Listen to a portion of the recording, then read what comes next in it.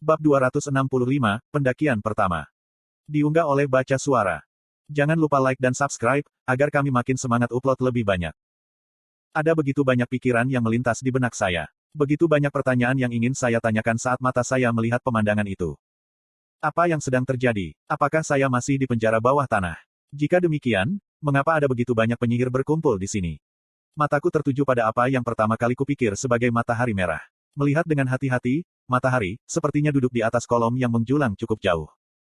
Pekikan mengerikan menarik pandanganku kembali ke pemandangan di depan.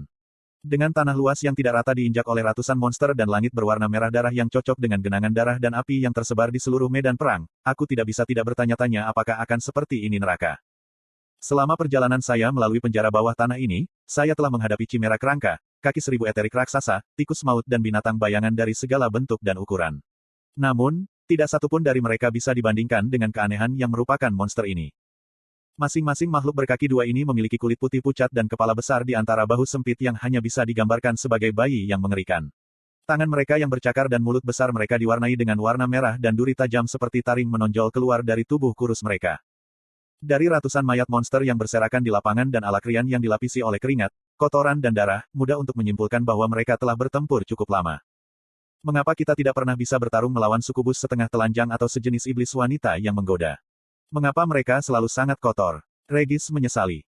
Hei, apakah Anda menunggu izin kami atau sesuatu? Bantu kami. Seorang prajurit wanita besar yang mengenakan baju besi berlapis beberapa meter di depan menggonggong, melepaskan gelombang api biru dari tombak emasnya langsung ke sekelompok bayi iblis.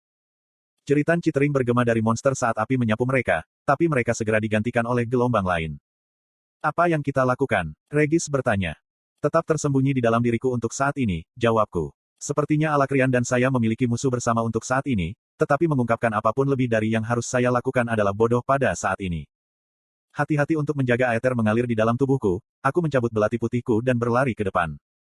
Setan-setan berkepala bayi itu cepat, tanpa henti, dan kulit mereka keras, tetapi dengan aether memompa melalui anggota tubuh saya dalam ledakan yang kuat, saya merobek mereka, gelombang demi gelombang.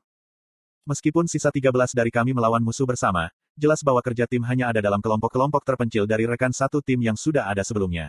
Kecuali trio yang pernah saya temui sebelumnya, ada satu trio lainnya sementara sisanya bertarung berpasangan, mencoba untuk tetap hidup daripada mencoba membantu yang lain. Aliran api biru menerangi langit merah dari prajurit yang sama yang berteriak padaku, tapi itu bukan satu-satunya sihir yang memenuhi medan perang. Aku bisa melihat paku tanah raksasa meletus dari tanah, peluru air berkilauan saat menembus monster, dan bulan sabit angin yang membelah semua yang dilewatinya. Itu adalah mantra yang terlalu kukenal, tapi masing-masing berada pada level yang setidaknya bisa menyaingi penyihir inti perak veteran. Tetapi bahkan dengan semua penyihir yang kuat ini memotong bayi iblis, jumlah mereka sepertinya meningkat. Dari mana mereka semua berasal? Regis bertanya-tanya. Saya berharap saya tahu, saya mengirim kembali saat saya mengeluarkan belati saya dari mata hitam bayi iblis yang menonjol. Tolong. Teriakan kesakitan terdengar dari jarak beberapa meter. Saya berbalik untuk melihat 5 monster menerkam seorang pejuang.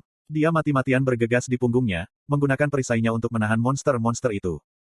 Kaki kirinya patah dan monster sepertinya tahu itu, semakin banyak dari mereka berkumpul untuk menghabisi mangsanya.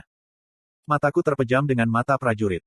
Kamu, selamatkan aku, kumohon. Dia berteriak, panik. Aku secara naluriah melangkah maju untuk membantu penyihir yang sedang berjuang saat dia dengan panik melemparkan ledakan api yang hanya membantu menarik lebih banyak monster. Tapi kemudian, saat prajurit itu dibalik oleh sepasang monster, aku melihat tanda hitam di antara celah jala baju besinya. Kemarahan berkobar dalam diri saya saat ingatan akan perang kembali, jika bukan karena Alacrian ini, ayahku, Adam, dan banyak lainnya tidak akan mati. Mataku menyipit karena sisa belas kasihan yang telah aku hilangkan. Aku berbalik, mengabaikan jeritan kesakitan dan amarahnya sebelum dia menyerah pada akhir berdarahnya. Aku melanjutkan amukanku tanpa henti, seperti badai mematikan yang hanya meninggalkan mayat. Aether dalam setiap monster itu langka, tapi cukup untukku diam-diam menyerap dan menopang diriku sendiri. Terlepas dari situasi saya saat ini, dikelilingi oleh monster dan Alacrian, saya mengaburkan segalanya kecuali musuh dalam jangkauan saya. Seolah-olah aku bertempur sendirian melawan pasukan binatang buas yang mendekati tembok lagi.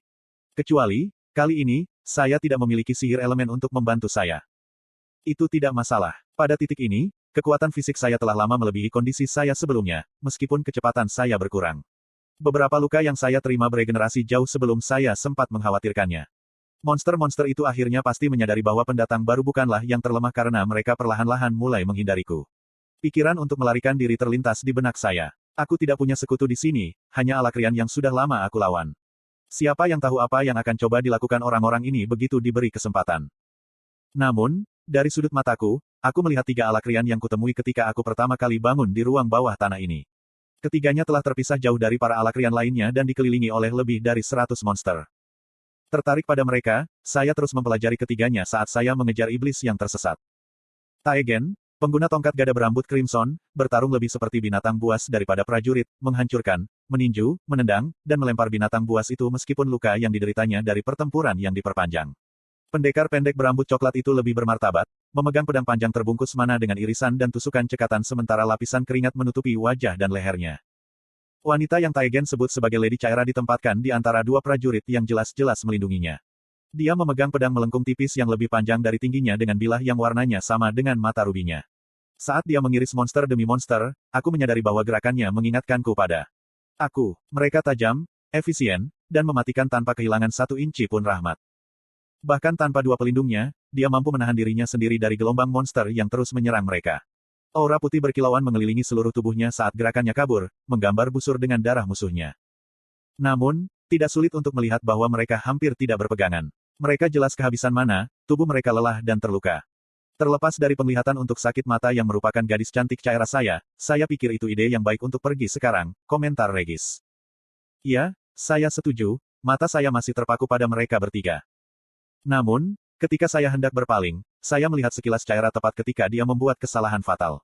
Dia salah langkah, tersandung mayat, memberikan gelombang monster kesempatan untuk menumpuk di atasnya seperti hewan kelaparan. Tidak, Taegen meraung ketika dia mencoba berjalan ke arah gadis itu, mendorong dan membuang gerombolan monster yang secara praktis memanjat di atasnya.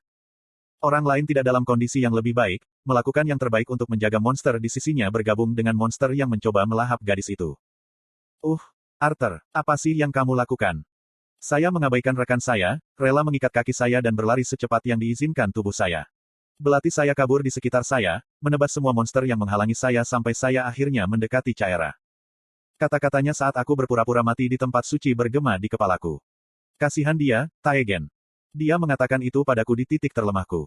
Jika dia mengindahkan peringatan hati-hati Taegen, saya tidak akan berada di sini sekarang. Karena takut akan terlambat, saya mengambil risiko yang biasanya tidak saya lakukan.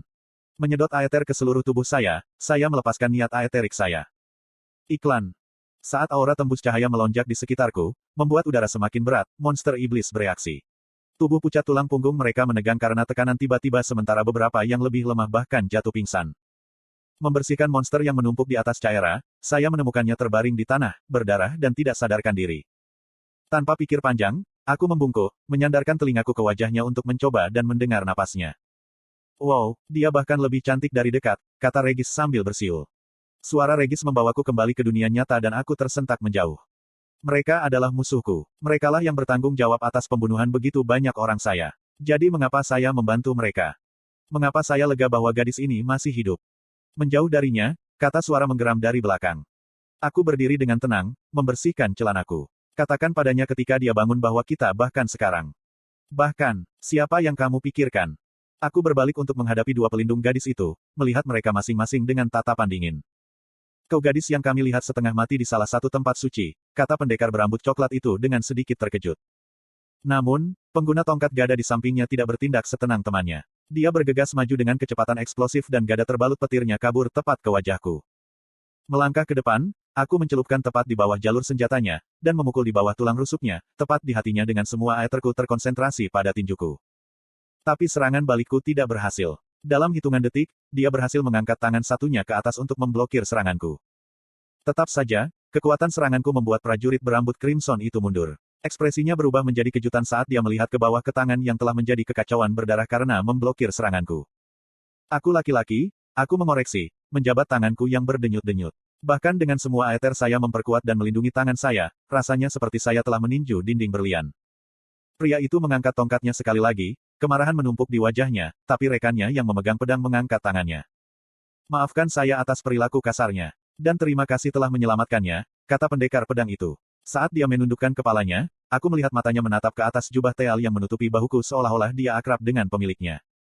Syukurlah, pada saat itu, langit tiba-tiba berubah. Langit yang dulu berlumuran darah menjadi cerah untuk menunjukkan hamparan biru yang indah, tetapi ada sesuatu yang hilang. Itu adalah bola merah raksasa yang saya salah sangka sebagai matahari. Itu sudah hilang, dan begitu pula pilar yang menahannya. Akhirnya, suara berteriak dari jauh. Aku tidak bisa memahami apa yang sedang terjadi, tetapi ratusan mayat yang berserakan di tanah yang sunyi telah hilang bersama dengan langit merah. Pendekar pedang itu menghela nafas sambil menyarungkan pedang panjangnya. Sepertinya gelombang ini akhirnya akan berakhir. Gelombang ini, saya bertanya, apakah itu berarti masih ada lagi? Sambil berlutut, dia menyerahkan pedang gadis itu ke pemegang tongkat sebelum dengan lembut mengangkatnya. Sampai kita bisa cukup dekat untuk menghancurkan sumber listrik, gelombang ini akan terus berlanjut. Sumber daya. Bulan merah raksasa yang kamu lihat di langit, jelasnya. Maaf atas pertanyaannya, tapi ini yang terakhir, kataku, mengamati para penyihir yang mendirikan kemah. Mengapa ada begitu banyak ala, orang di sini? Kali ini, pendekar pedang itu menatapku dengan ekspresi penasaran. Mengapa? Pernahkah Anda menemukan zona konvergensi di salah satu pendakian Anda? Petik 2. Pikiranku berputar ketika aku mencoba membuat kepala atau ekor keluar dari pertanyaannya sebelum menjawab dengan samar. Ini adalah pendakian pertama saya. Mata pendekar pedang itu menyipit saat dia mengamatiku. Bahkan jika itu yang pertama, penelitian menyeluruh selalu dilakukan kecuali jika Anda mencari kematian. Dan dengan kekuatan Anda, tampaknya lebih masuk akal bahwa Anda pernah bersekolah formal. Dari mana kamu berasal? Katakanlah Anda dari pinggiran Vekor. Regis dikirim. Aku dari pinggiran Vekor, kataku cepat. Maka bakat sepertimu akan dilaporkan ke ibu kota. Kecuali kembali hidup-hidup dari pendakian pertamamu adalah ritus perjalananmu, katanya seolah berpikir keras daripada berbicara langsung denganku. Terlepas dari, saya harus merawat Lady Chaira sebelum gelombang berikutnya dimulai. Aku akan menyampaikan pesanmu padanya. Petik 2. Pendekar pedang itu berjalan pergi dengan prajurit berambut merah itu mengikuti dari belakang. Aura putih lembut menyelimuti tangannya, menghentikan pendarahan. Setelah beberapa langkah, aku melihat prajurit berambut coklat yang menahan gadis itu berhenti sebelum menoleh ke belakang. Ini akan menjadi sekitar 12 jam sebelum gelombang berikutnya datang. Akan lebih baik bagimu untuk beristirahat sebentar sebelum bergerak maju dengan kita semua. Petik 2. Aku mengerutkan kening. Bersama. Kau bisa pergi sendiri untuk melihat apakah kau lebih baik, tapi fakta bahwa bulan merah masih muncul berarti yang telah mencoba sampai sekarang telah mati, karena menghancurkan itulah satu-satunya jalan keluar. Aku menatap kosong saat pendekar pedang itu pergi sebelum fokus pada apa yang harus dilakukan selanjutnya. Hei, bagaimana Anda tahu nama sebuah kota di Alakria? Aku bertanya pada Regis saat aku mempelajari Alakrian lainnya. Bukan kota, tapi dominasi, yang merupakan kata lain untuk kerajaan. Dan itu karena kemauan Uto. Saya tidak tahu semua yang dia lakukan, tapi saya tahu beberapa pengetahuan dasar. Petik 1. Dan Anda tidak pernah berpikir untuk memberitahu saya ini. Pengetahuan yang saya miliki belum terlalu dapat diterapkan saat melawan binatang buas, gurau Regis. Meskipun rekan saya sangat kesal, saya membiarkannya pergi. Jika bukan karena dia, pendekar pedang itu akan lebih mencurigakan daripada sebelumnya. Saya berhasil mengejutkan pengguna tongkat gada, tetapi saya punya perasaan bahwa lain kali, itu akan jauh lebih sulit bagi saya. Aku menghela nafas, mengusap pelipisku. Sekarang bukan waktunya untuk peduli tentang itu. Ada sesuatu yang bahkan lebih penting yang telah saya pelajari. Melalui percakapan singkat dan agak tegang yang saya lakukan dengan pendekar pedang itu, tampaknya kecurigaan kami benar. Saya tidak lagi berada di dekat di Caten. Penjara bawah tanah tempat saya berada kebetulan berada di suatu tempat di benua yang pernah saya hadapi.